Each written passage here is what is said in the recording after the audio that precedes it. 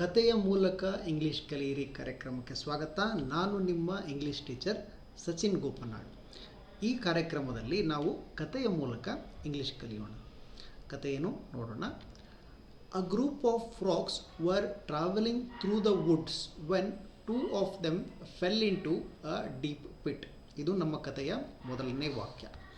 A group of frogs were traveling through the woods when two of them fell into a deep pit. So ಏನಿದರ ಅರ್ಥ? ಒಂದು ಕಪ್ಪೆಗಳ ಒಂದು ಗುಂಪು ಕಾಡಿನ ಮೂಲಕ ಪ್ರಯಾಣ ಬೆಳೆಸಿತ್ತು. ಆಗ ಆ ಗುಂಪಿನಲ್ಲಿ ಎರಡು ಕಪ್ಪೆಗಳು ಒಂದು ಆಳವಾದ ಗುಂಡಿ ಅಥವಾ ಕಂದಕದಲ್ಲಿ ಬಿದ್ದವು. ಇಲ್ಲಿ ಗ್ರೂಪ್ ಆಫ್ ಫ್ರಾಗ್ಸ್ ಅಂದರೆ ಏನು? ಕಪ್ಪೆಗಳ ಗುಂಪು.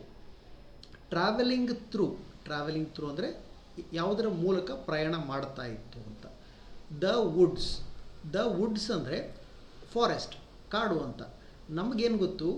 ವುಡ್ ಅಂತ ಅಂದರೆ ಕಟ್ಟಿಗೆ ಅಂತ ಗೊತ್ತು. ವುಡ್ ಅಂದರೆ ಕಟ್ಟಿಗೆ, ಹೌದು. ವುಡ್ಸ್ ಅಂತ ಅಂದಾಗ ಇಲ್ಲಿ ಕೊನೆಗೆ ವುಡ್ಸ್ ಅಂತ ಹಾಕಿದಾಗ ದ ವುಡ್ಸ್ ಇದರ ಅರ್ಥ ಫಾರೆಸ್ಟ್ ಅಂದರೆ ಕಾಡು ಅಂತ ಬರುತ್ತೆ. ಸೊ ಕಾಡಿನ ಮೂಲಕ ಈ ಕಪ್ಪೆಗಳ ಗುಂಪು ಪ್ರಯಾಣ ಬೆಳೆಸಿತ್ತು. ಆವಾಗ ಅದರಲ್ಲಿ ಎರಡು ಕಪ್ಪೆಗಳು, ಟೂ ಆಫ್ ದೆಮ್, ಅವುಗಳಲ್ಲಿ ಎರಡು ಕಪ್ಪೆಗಳು ಬಿದ್ವು. ಎಲ್ಲಿ ಬಿದ್ವು? Into a deep pit. ಯಾವುದರಲ್ಲಿ ಬಿದ್ವು? ಡೀಪ್ ಅಂದ್ರೆ ಏನು? ಆಳ. ಪಿಟ್ ಅಂದರೆ ಗುಂಡಿ. ಸೊ ಒಂದು ಆಳವಾದ ಗುಂಡಿಯಲ್ಲಿ ಎರಡು ಕಪ್ಪೆಗಳು ಬಿದ್ದವು. ಮುಂದೇನಾಯಿತು? All the other frogs gathered around the pit. All the other frogs, other ಅಂದ್ರೆ ಏನು? ಉಳಿದವು. ಆಲ್ ಅಂದರೆ ಎಲ್ಲ. ಸೊ ಉಳಿದ ಎಲ್ಲ ಕಪ್ಪೆಗಳು ಗ್ಯಾದರ್ಡ್ ಅಂದರೆ ಸೇರಿಕೊಂಡು, ಅರೌಂಡ್ ಅಂದರೆ ಸುತ್ತ, ದ ಪಿಟ್ ಅಂದರೆ ಮಿಕ್ಕ ಎಲ್ಲ ಕಪ್ಪೆಗಳು ಏನು ಮಾಡಿದ್ದು? ಆ ಗುಂಡಿಯ ಸುತ್ತ ಸೇರಿಕೊಂಡು ಆ ಗುಂಡಿಯ ಸುತ್ತ ನೆರೆದವು ಅಂತ ಅರ್ಥ. ಓಕೆ. ಸೊ ಏನಾಯ್ತು ಇಲ್ಲಿವರೆಗೂ? ಒಂದು ಕಪ್ಪೆಗಳ ಗುಂಪು ಕಾಡಿನ ಮೂಲಕ ಹೋಗ್ತಾ ಇತ್ತು. ಅದರಲ್ಲಿ ಎರಡು ಒಂದು ಗುಂಡಿಯಲ್ಲಿ ಬಿತ್ತು. ಅದು ಆ ಎರಡನ್ನು ಬಿಟ್ಟು ಮಿಕ್ಕೆಲ್ಲ ಕಪ್ಪೆಗಳು ಆ ಗುಂಡಿಯ ಸುತ್ತ ಸೇರಿಕೊಂಡು. ಓಕೆ, ಮುಂದೆ ಏನಾಯ್ತು ನೋಡೋಣ. When they saw how deep it was, they told the frogs that they were as good as dead. So ಏನಾಯಿತು? ವೆನ್ ದೇ ಸಾ, ದೇ ಯಾರು? ಅವುಗಳು ಅಂದರೆ ಮಿಕ್ಕೆಲ್ಲ ಕಪ್ಪೆಗಳು. ಸಾ ಅಂದರೆ ಇದು ಸಿ ಅಂದರೆ ನೋಡು. ಸಾ ಅಂದರೆ ನೋಡಾಯಿತು, ಆಲ್ರೆಡಿ ಪಾಸ್ಟ್ ಟೆನ್ಸ್, ಭೂತಕಾಲ. When they saw how deep it was, ಅವುಗಳೆಲ್ಲವೂ ಆ ಗುಂಡಿ ಎಷ್ಟು ಡೀಪ್, ಆಳ ಇತ್ತು ಅಂತ ನೋಡಿದಾಗ, they told the two frogs, ಆ ಉಳಿದ ಕಪ್ಪೆಗಳು ಕೆಳಗಡೆ ಬಿದ್ದಿದ್ದಂಥ ಎರಡು ಕಪ್ಪೆಗಳಿಗೆ ಏನು ಹೇಳ್ತದೆ?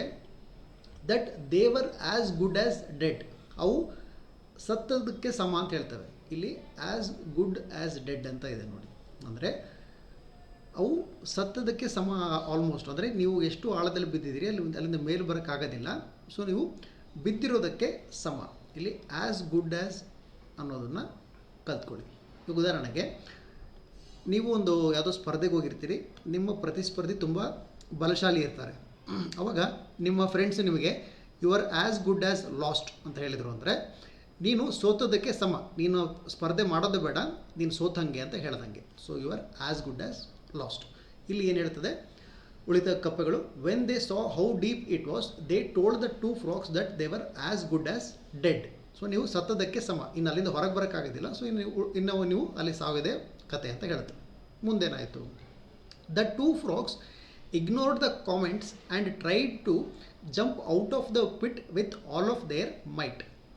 ಆ ಎರಡು ಕಪ್ಪೆಗಳು ಏನು ಮಾಡಿತು? ಕೆಳಗಿದ್ದದ್ದು ಇಗ್ನೋರ್ ಅಂತ ಅಂದ್ರೇನು? ಅಲಕ್ಷ್ಯ ಕೊಡು ಅಥವಾ ನಿರ್ಲಕ್ಷ್ಯ ಮಾಡು. ಏನನ್ನು ನಿರ್ಲಕ್ಷ್ಯ ಮಾಡ್ತದೆ? ಉಳುಕಿದ್ದ ಕಪ್ಪೆಗಳ ಕಾಮೆಂಟ್ಸ್ ಅಂದ್ರೇನು? ಅವುಗಳ ಮಾತುಗಳನ್ನು ಇವು ಆ ಎರಡು ಕಪ್ಪೆಗಳು ಅಲಕ್ಷ್ಯ ಮಾಡಿ ಟ್ರೈಡ್ ಟು ಜಂಪ್ ಅಪ್, ಅವು ಮೇಲೆ ಜಿಗಿದು ಬರೋದಕ್ಕೆ ಪ್ರಯತ್ನ ಪಡ್ತಾ ಇದೆ.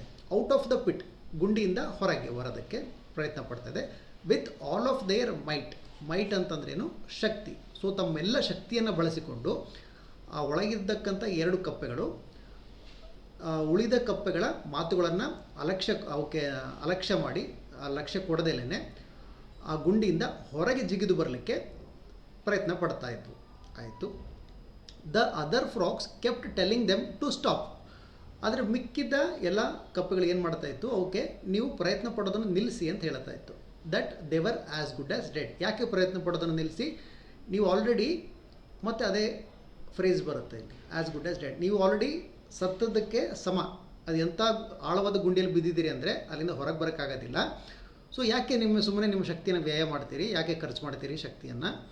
ನೀವು ಪ್ರಯತ್ನ ಪಡೋದನ್ನು ನಿಲ್ಲಿಸಿ ಅಂತ ಹೇಳ್ತದೆ. ಉಳುಕಿದ್ದೆಲ್ಲ ಕಪ್ಪೆಗಳು ಆ 2 ಬಿದ್ದಿರೋ ಕಪ್ಪೆಗಳಿಗೆ ನಿಮ್ಮ ಪ್ರಯತ್ನವನ್ನೇ ನಿಲ್ಲಿಸಿ ಅಂತ ಹೇಳ್ತವೆ. ಮುಂದೇನಾಗುತ್ತೆ? Finally one of the frogs took heed. Took heed ಅಂತ ಅಂದ್ರೇನು? ಟೇಕ್ ಹೀಡ್ ಅಂತ ಅನ್ನೋದು ಪಾಸ್ಟ್ ಟೆನ್ಸ್, ಭೂತಕಾಲದ ಇದು. ಟೇಕ್ ಹೀಡ್ ಅಂತಂದ್ರೇನು? ಟೇಕ್ ಹೀಡ್ ಅಂತಂದರೆ ಯಾರಾದರೂ ಒಬ್ಬರು ಇನ್ನೊಬ್ಬರ ಮಾತಿಗೆ ನೀವು ಅದನ್ನು ಕೇಳಿ ಒಬೇ ಮಾಡುವುದು. ಅಂದರೆ ಇವಾಗ ನೀವು ಯಾರೊಬ್ಬರಿಗೆ ಏನೋ ಅಡ್ವೈಸ್ ಕೊಡ್ತೀರಿ ಆ್ಯಂಡ್ ಅವರು ನಿಮ್ಮ ಮಾತನ್ನು ಕೇಳಿಸ್ಕೊಂಡ್ರು ಅಂತಂದರೆ they took heed to your words. ಅಂದರೆ ಇನ್ನೊಬ್ಬರ ಮಾತಿಗೆ ನೀವು ರೆಸ್ಪೆಕ್ಟ್ ಕೊಟ್ಟು ಅದನ್ನು ಒಪ್ಪಿಕೊಂಡ್ರೆ ಅದಕ್ಕೇನಂತ ಕರಿತೀವಿ ನಾವು? ಟೇಕ್ ಹೀಡ್ ಅಂತ ಕರಿತೀವಿ. ಸೊ ಫೈನಲಿ ಕೊನೆಗೆ ಒನ್ ಆಫ್ ದ ಫ್ರಾಗ್ಸ್, ಆ 2 ಬಿದ್ದಿದ್ದಂಥ 2 ಕಪ್ಪೆಗಳಲ್ಲಿ ಒಂದು ಕಪ್ಪೆ ಏನು ಮಾಡ್ತು? ಟುಕ್ ಹೀಡ್. ಸೊ ಉಳುಕಿದ್ದ ಏನು ಕಪ್ಪೆಗಳು ಹೇಳ್ತಾ ಇತ್ತಲ್ಲ, ಪ್ರಯತ್ನ ಪಡೋದನ್ನು ಬಿಟ್ಬಿಡ್ರಿ, ನೀವು ಸತ್ತದಕ್ಕೆ ಸಮ ಅಂತ, ಆ ಮಾತನ್ನು ಒಪ್ಕೊಂತು, ಆ ಅಡ್ವೈಸನ್ನು ಒಪ್ಕೊಂತು. To what the other frogs were saying and gave up. Gave up ಅಂತಂದ್ರೇನು? ಗಿವ್ ಅಪ್ ಅಂತ ಅಂದರೆ ಬಿಟ್ಟು ಕೊಡು ಅಂತ, ಕೈ ಚೆಲ್ಲು ಅಂತ. ಗಿವ್ ಅಪ್ ಅಂತಂದರೆ ಕೈ ಚೆಲ್ಲು ಅಂತ. ಸೊ ಏನಾಯಿತು ಇಲ್ಲಿ? ಆ 2 ಕಪ್ಪೆಗಳಲ್ಲಿ ಕೊನೆಗೆ ಒಂದು ಕಪ್ಪೆ ಮಿಕ್ಕ ಎಲ್ಲ ಕಪ್ಪೆಗಳಿಗೆ ಮಾತಿಗೆ ಇದು ಕೊಡ್ತು, ಏನು? ಪ್ರಾಶಸ್ತ್ಯವನ್ನು ಕೊಡ್ತು. ಪ್ರಾಶಸ್ತ್ಯ ಕೊಟ್ಟು ಅದು ಏನು ಮಾಡ್ತು? ಕೈ ಚೆಲ್ತು. ಸೊ ಅವ್ರು ಏನು ಹೇಳ್ತಾ ಇದ್ದಾರೆ? ಪ್ರಯತ್ನ ಪಡೋದನ್ನು ನಿಲ್ಲಿಸು, ನೀನು ಸತ್ತದಕ್ಕೆ ಸಮ ಅಂತ ಹೇಳಿದ್ರಲ್ಲ, ಅದಕ್ಕೆ ಅದು ಒಪ್ಕೊಂತು. ಇಲ್ಲಿ ಟೇಕ್ ಹೀಡ್ ಅಂತಂದರೆ ನಾವು ಏನು ಅರ್ಥ ಮಾಡ್ಕೋಬೋದು? ಯಾರೊಬ್ಬರ ಮಾತಿಗೆ ಬೆಲೆ ಕೊಡುವಂಥ ಅರ್ಥ ಮಾಡ್ಕೋಬೋದು. ಒಬ್ಬರ ಮಾತಿಗೆ ಬೆಲೆ ಕೊಡುವುದನ್ನು ಟೇಕ್ ಹೀಡ್ ಅಂತ ಅನ್ಕೋಬೋದು. ಸೊ ಅದು ಪಾಸ್ಟ್ ಟೆನ್ಸ್, ಅಂದರೆ ಭೂತಕಾಲಕ್ಕೆ ಹೋದಾಗ ಏನಾಗುತ್ತೆ? ಟುಕ್ ಹೀಡ್ ಅಂತ ಆಗುತ್ತೆ. ಆಯಿತು. ನೆಕ್ಸ್ಟ್ ಏನಾಯಿತು ನೋಡೋಣ. She fell down and died. So ಇಲ್ಲಿ ಶಿ ಅಂತಂದರೆ ಯಾರು? ಅವಳು ಅಂತಂದರೆ ಯಾರು? ಆ ಇನ್ನೊಂದು ಕಪ್ಪೆ ಇತ್ತಲ್ಲ, ಅದು ಏನು ಕೈ ಚೆಲ್ಲಿದ ಕಪ್ಪೆ ಇತ್ತಲ್ಲ, ಅದು ಕೆಳಗೆ ಬಿದ್ದು ಸತ್ತು ಹೋಯಿತು. ಡೈ ಅಂತಂದ್ರೇನು? ಸತ್ತು ಹೋಯಿತು. ಸೊ ಅದು ಪ್ರಯತ್ನ ಪಡೋದನ್ನು ನಿಲ್ಲಿಸ್ತು. ಸೊ ಅದು ಕೆಳಗೆ ಉಳ್ಕೊಂಬಿಟ್ಟು ಸತ್ತು ಹೋಯಿತು. ಆಯಿತು. Next, the other frog continued to jump as hard as she could. ಇನ್ನು ಒಂದು ಕಪ್ಪೆ ಉಳ್ಕೊಂತಲ್ಲ, ಒಂದು ಕಪ್ಪೆ ಕೈ ಚೆಲ್ಲಿ ಸತ್ತೋಯ್ತು. ಇನ್ನು ಒಂದು ಕಪ್ಪೆ ಏನು ಮಾಡಿತು? ಕಂಟಿನ್ಯೂಡ್ ಅಂದರೆ ಇನ್ನು ಮುಂದುವರಿಸ್ತು. ಏನು ಮುಂದುವರಿಸ್ತು? ಜಿಗಿಯುವುದನ್ನು ಮುಂದುವರಿಸ್ತು. ಆ್ಯಸ್ ಹಾರ್ಡ್ ಆ್ಯಸ್ ಅಂದರೆ ಎಷ್ಟು ಆಗುತ್ತೋ ಅಷ್ಟು ಪ್ರಯತ್ನಪಟ್ಟು, as hard as she could. So ತನ್ನ ಶಕ್ತಿಯಲ್ಲಿ ಎಷ್ಟು ಎತ್ತರಕ್ಕೆ ಜಿಗೋಕ್ಕಾಗುತ್ತೋ ಅಷ್ಟು ಎತ್ತರಕ್ಕೆ ಅದು ಜಿಗಿತಾಯಿತು. ಇನ್ನೂ ಒಂದು ಕಪ್ಪೆ ಇನ್ನು ಕೈ ಚೆಲ್ಲಲಿಲ್ಲ. Once again the crowd of frogs yelled at her to stop the pain and just die. Yell ಅಂತಂದ್ರೆ ಏನು? ಎಲ್ ಅಂದರೆ ಕೂಗು ಅಥವಾ ಕಿರುಚು ಅನ್ನೋ ಅರ್ಥ ಪದ ಬರುತ್ತೆ. ಕೂಗು ಅಥವಾ ಕಿರುಚು. ಓಕೆ. ಒನ್ಸ್ ಅಗೇನ್ ಮತ್ತೊಮ್ಮೆ ದ ಕ್ರೌಡ್ ಅಂದರೆ ಏನು? ಆ ಸಂದಣಿ, ಜನಸಂದಣಿ ಅಂದರೆ ಕಪ್ಪೆಗಳದ್ದು ಒಂದು ಗುಂಪು ಆಗಿರುತ್ತಲ್ಲ ಅದು.